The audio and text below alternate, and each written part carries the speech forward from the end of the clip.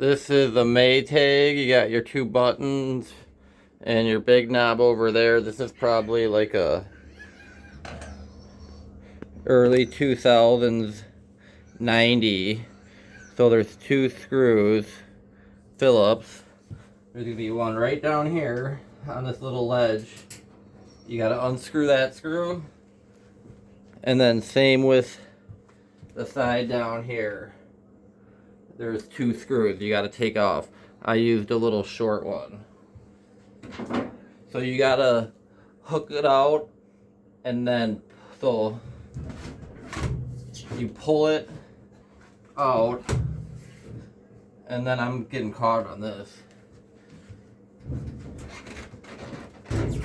If you tip it back,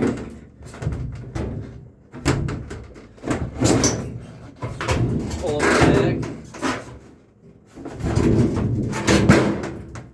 and then it comes on.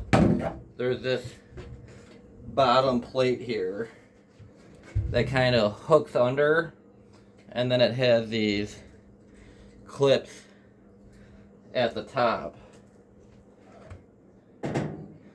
So if you see,